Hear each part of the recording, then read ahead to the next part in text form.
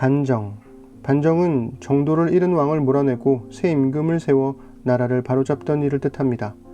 하지만 반정의 역사를 살펴보면 정도를 잃은 왕을 몰아낸다는 것은 허울뿐이고 대부분은 자기가 원하는 권력을 잡으려는 게 진짜 이유인 경우가 많습니다. 조선시대에 성공한 반정은 1506년에 연산군을 몰아낸 중종 반정과 1623년 광해군을 몰아낸 인조 반정인데요. 반정은 단순히 정권 교체로 끝나지 않았고 대규모 피해 숙청으로 이어졌습니다. 조선에서 성공한 반정은 2번에 불과한데 북이스라엘에서의 반정은 쉴 새 없이 이어졌습니다. 내 편이 아니라면 전부 숙청해버리는 것, 그리고 의심과 배반의 싹을 남기지 않고 완전히 잘라내버리는 반정이었죠. 남유다 왕들의 역사를 중심으로 북이스라엘과의 관계를 이어가던 열왕기는 이제 북이스라엘 왕들의 역사를 중심으로 전개됩니다. 15장에서 바하사는 나답과 그의 친족을 모두 죽임으로써 여로보암 왕조를 끝장내고 바하사 왕조를 열었는데요. 16장에서는 놀라운 이야기를 전해주죠. 하나님께서 실로의 예언자 아히야를 통해 여로보암을 왕으로 세우셨던 것처럼 바하사도 예언자 예후를 통해 세워진 왕이었다는 겁니다. 바하사는 우상 숭배를 했던 여로보암 왕조를 심판하고 새로운 시대를 열어가기 위해 부름받은 사람이었죠. 그러나 여로보암이 그러했듯이 바하사도 여로보암의 길을 따라 우상 숭배를 했습니다. 결국 바하사의 아들 엘라가 왕이 되고 2년도 채 안 되어 또 한 번의 반정이 일어납니다. 엘라의 신하였던 시므리가 쿠데타를 일으키고 바하사 일족을 전부 숙청해버리죠. 정치적 안정을 이루었던 남유다의 다윗 왕조와는 달리 북이스라엘은 계속되는 반정으로 혼란이 계속되었습니다. 그리고 그러한 혼란 속에서 하나님을 찾은 왕이 없다는 사실은 마치 그림자처럼 문맥의 뒤편에 서려 있죠.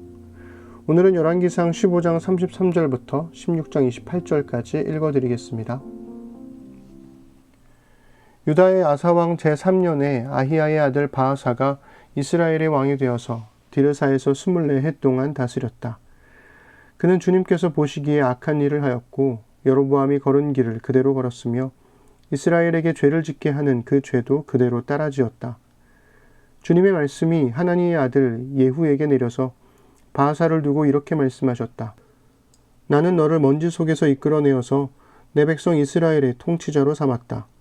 그런데 너는 여로보암과 같은 길을 걸어서 내 백성 이스라엘로 하여금 죄를 짓게 하고 그 죄 때문에 내 분노를 사는구나.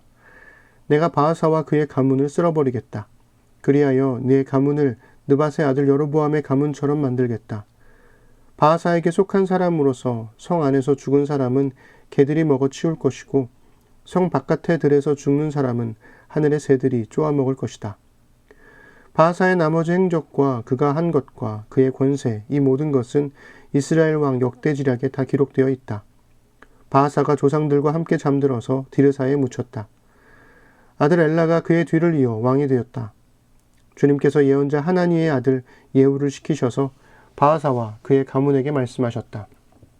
바하사가 여로보암의 가문처럼 주님께서 보시기에 악한 일을 하므로 주님의 노를 격동하였을 뿐만 아니라 여로보암의 가문을 치기까지 했기 때문이다. 유다의 아사왕 제26년에 바하사의 아들 엘라가 이스라엘의 왕이 되어서 디르사에서 2해 동안 다스렸다. 그러나 엘라의 신하이며 병거부대의 절반을 지휘하는 시므리 장군이 엘라에게 반기를 들었다. 그때 엘라는 디르사에 있는 아르사 국내 대신의 집에서 술을 마시고 취해 있었는데 시므리가 들어가서 엘라를 쳐 죽였다. 유다의 아사왕 제27년에 시므리가 엘라를 대신하여 이스라엘의 왕이 되었다. 시므리는 왕위에 올라서 바하사 가문에 딸린 사람은 모두 죽였는데 바하사 가문의 남자는 일가 친척이든지 친구이든지 한 사람도 남겨두지 않았다. 시므리는 주님께서 예후 예언자를 시키셔서 바하사에게 말씀하신 대로 바하사 가문의 모든 사람을 멸망시켰다. 이것은 바하사와 그의 아들 엘라가 지은 모든 죄 때문이다. 그들은 자기들만 죄를 지은 것이 아니라 우상을 만들어서 이스라엘에게 죄를 짓게 하였으므로 이스라엘의 주 하나님의 분노를 샀다. 엘라의 나머지 행적과 그가 한 일은 이스라엘 왕 역대지략에 다 기록되어 있다. 유다의 아사왕 제27년에 시므리는 디르사에서 이스라엘의 왕이 되었으나 그의 통치는 7일 만에 끝났다. 시므리가 엘라를 살해하고서 왕위를 차지할 그 무렵에 이스라엘 군대는 블레셋에 속한 기브돈을 치려고 포진하고 있었다. 그러나 진을 치고 있던 군대는 시므리가 반역하여 왕을 살해하였다는 소식을 듣고서 바로 그 진에서 그날로 군사령관인 오므리 장군을 온 이스라엘의 왕으로 세웠다. 오므리는 온 이스라엘을 이끌고 기브돈으로부터 올라와서 디르사를 포위하였다. 이때 시므리는 그 성읍이 함락될 것을 알고는 왕궁의 요새로 들어가서 그 왕궁에 불을 지르고 그 불길 속으로 들어가서 자기도 불에 타 죽었다. 이것은 시므리가 주님께서 보시기에 악행을 하고 여로보암의 길을 따라가서 이스라엘에게 죄를 짓게 한 그 죄 때문에 생긴 일이다.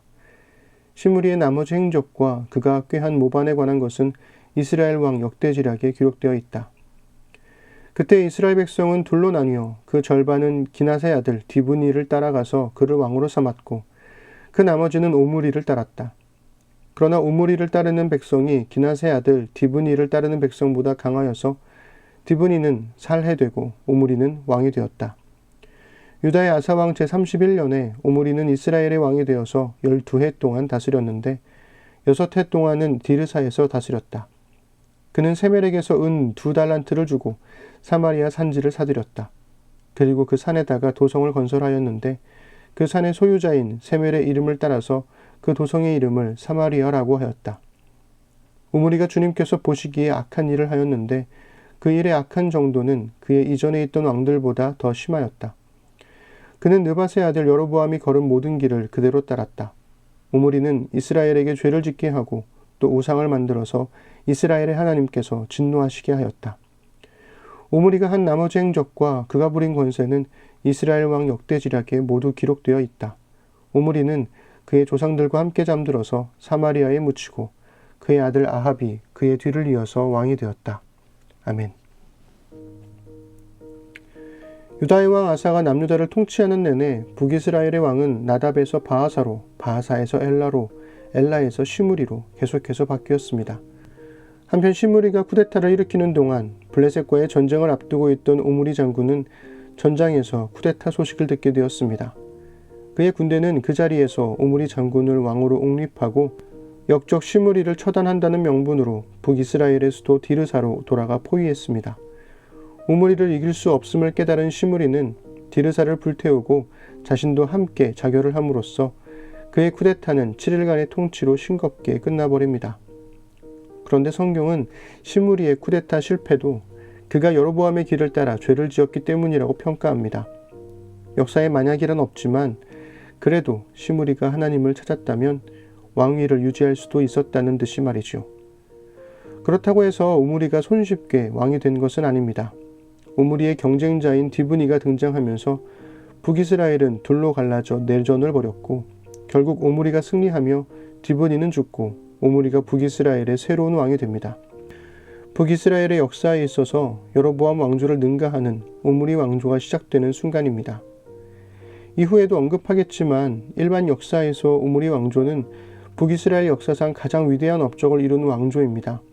오므리 왕조는 혼란스러웠던 북이스라엘을 단숨에 안정시키고 정치, 경제, 문화, 군사적으로 급성장하며 강대국의 반열에 올랐습니다. 일반 역사의 고고학적 연구에서도 솔로몬에 대한 기록은 없지만 오므리 왕조에 대한 비문은 남겨져 있을 정도니까요. 그 첫 시작을 연 오므리가 제일 먼저 한 일은 수도를 사마리아로 옮기는 것이었습니다. 북이스라엘의 사마리아는 남유다의 예루살렘과 같은 반열에 오르게 되죠. 오므리가 사마리아 수도를 건축함으로써 이후 왕조의 기틀을 다지는 데 성공합니다. 하지만 오므리도 역시 여로보암의 죄를 따라갔죠. 그리고 이스라엘 역사상 여로보암을 뛰어넘는 최강 빌런 아합 왕이 등장합니다. 왕은 바뀌어도 여로보암의 죄는 변함이 없습니다. 사람이 바뀌고 정권이 바뀌어도 죄는 변함없이 이어지죠. 그런데 그거 아시나요? 죄가 아무리 견고해도 죄보다 더욱 큰 하나님의 은혜는 조금도 흔들림이 없습니다.